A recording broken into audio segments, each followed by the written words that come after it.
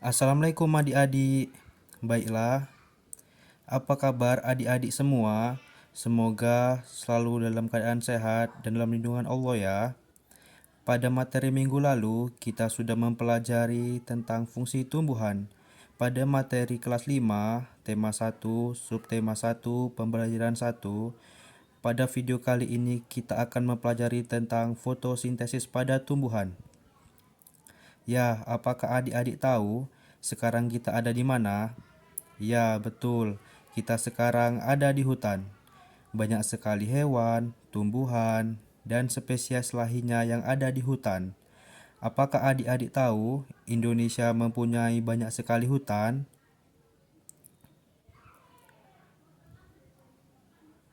Ya, selain Indonesia mempunyai banyak sekali pulau, Indonesia juga mempunyai banyak sekali hutan yang tersebar dari Sabang sampai Merauke Indonesia.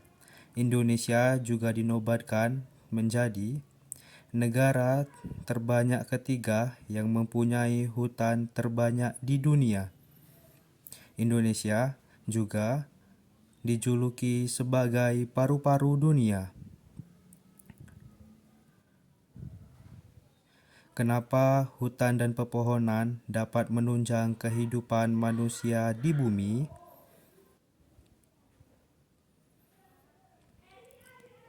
Ada yang tahu nggak adik-adik? Untuk menjawab soal itu, marilah kita bersama-sama mempelajari tentang fotosintesis pada tumbuhan. Tentunya, tumbuhan tidak dapat makan seperti manusia. Contohnya makan bakso, makan soto, dan makan pizza dan kalian sukai semua. Tumbuhan memiliki sistem pencernaan yang tidak sama dengan hewan yang memiliki mata, rambut, dan yang lain-lainnya. Tumbuhan dapat membuat makanannya sendiri dengan melalui bantuan sinar matahari. Nah, lalu, apa saja bahan-bahan yang diperlukan untuk membuat makanan pada tumbuhan?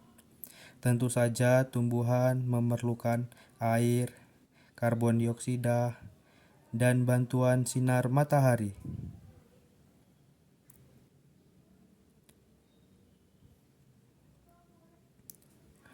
Akar pada tumbuhan berfungsi untuk menyerap air dan mineral yang diangkut oleh batang yang ditujukan ke daun untuk proses fotosintesis.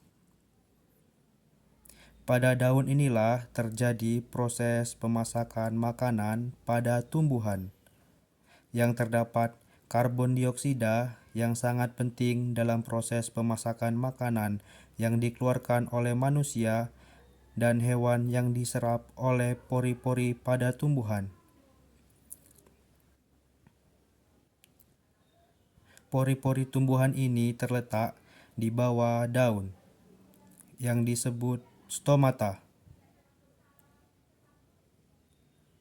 Di dalam daun terdapat zat hijau daun yang disebut dengan klorofil yang berfungsi untuk menangkap sinar matahari dan menjadikannya sebagai gula dan oksigen. Itulah yang disebut proses fotosintesis.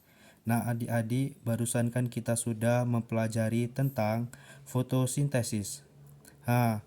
Kami berharap adik-adik dapat memahami pembelajaran ini dan mengetahui apa itu fotosintesis pada tumbuhan. Perlu kita ketahui, makhluk hidup memerlukan makanan agar tidak merasa kelaparan. Hewan akan bergerak mencari mangsa jika merasa lapar, sedangkan manusia akan memasak atau membeli makanan jika merasa lapar.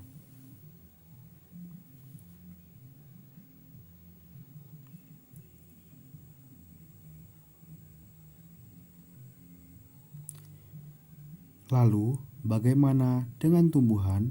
Apakah tumbuhan bisa melakukan semua itu? Apakah tumbuhan bisa bergerak? Tumbuhan tidak bisa bergerak atau berpindah tempat. Tumbuhan membutuhkan makanan melalui proses fotosintesis. Nah, apakah teman-teman sudah mengerti atau paham tentang proses fotosintesis yang kita jelaskan sebelumnya, kali ini kita akan menjelaskan secara detail dan mudah dipahami. Mari kita simak proses fotosintesis berikut ini.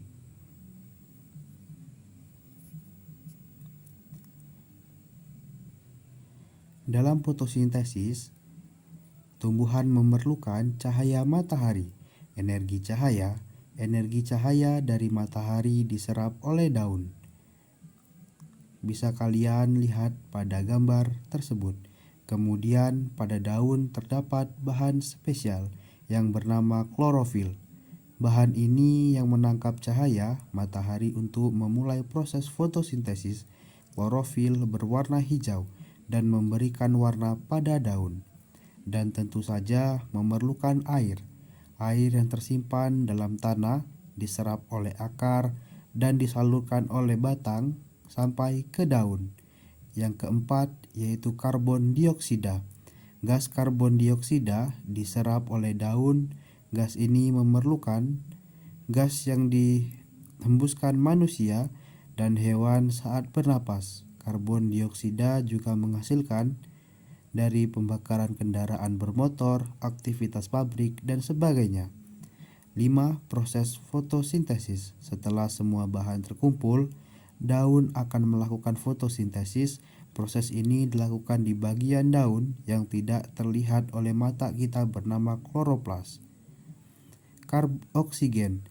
Proses ini menghasilkan gas oksigen yang dilepaskan oleh daun ke udara. Gas ini dipakai oleh makhluk hidup untuk bernapas. Karbohidrat atau makanan. Makanan yang dihasilkan disalurkan oleh batang ke seluruh bagian tumbuhan untuk tumbuh. Kelebihan makanan bisa disimpan dalam bentuk buah atau umbi.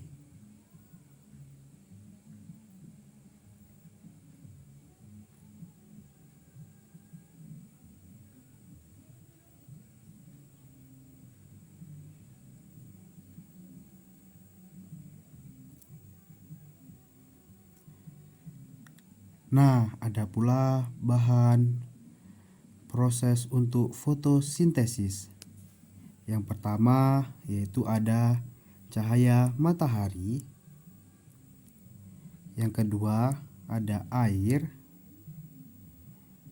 Yang ketiga ada karbon dioksida. Dan yang keempat ada klorofil. Nah, di bagian atas itu adalah proses dari fotosintesis. Cahaya matahari, ditambah air, ditambah karbon dioksida yang dihasilkan dari alam, melalui proses klorofil dari tumbuhan, menghasilkan karbohidrat plus oksigen. Hasil dari fotosintesis yaitu karbonhidrat dan oksigen. Dapat kita lihat pada gambar tersebut. Dengan tumbuhan melakukan fotosintesis, maka tumbuhan bisa tumbuh dengan besar sehingga kita dapat menikmati oksigen dan menjadi sumber makanan bagi makhluk hidup. Menurut kalian, apakah hewan dan manusia bisa makan jika tanaman tidak melakukan fotosintesis? Ayo coba teman-teman berpikir dan jawab, apakah kita semua bisa makan kalau tumbuhan tidak melakukan proses fotosintesis?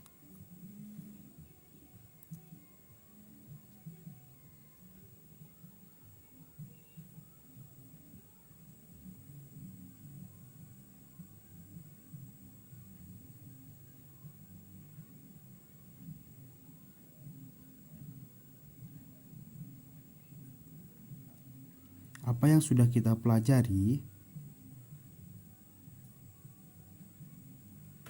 Nah, yang pertama yaitu fotosintesis adalah proses menghasilkan makanan yang dilakukan oleh tumbuhan. Yang kedua, tumbuhan di darat dan di laut berfotosintesis. Yang ketiga, untuk berfotosintesis, tumbuhan memerlukan matahari, air, karbon dioksida, dan klorofil. Hasil dari fotosintesis adalah karbonhidrat dan oksigen. 5 sumber makanan di bumi dan di udara untuk bernapas dihasilkan dari proses fotosintesis.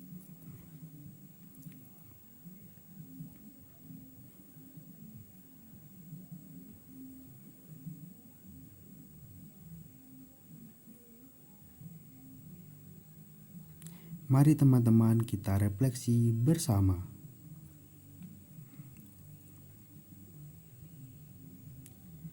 Nah, di sini ada soal latihan.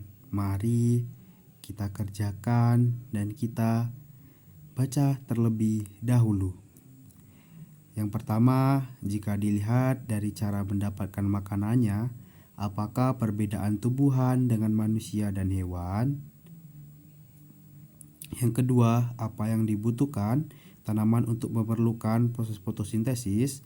Yang ketiga, apa yang dihasilkan dari proses fotosintesis? Yang keempat, mengapa proses fotosintesis adalah proses yang sangat penting? Yang kelima, sikap apa yang perlu kita lakukan terhadap tumbuhan setelah kalian mempelajari topik ini? Yang terakhir, apa yang terjadi jika tidak ada tumbuhan di muka bumi ini? Ayo coba teman-teman sekalian jawab ya soal yang sudah Bapak berikan ini. Selamat bekerja dan selamat menjawab soal. Mungkin video Bapak cuma sampai di sini. Bapak akhiri dan sampai bertemu di pertemuan selanjutnya.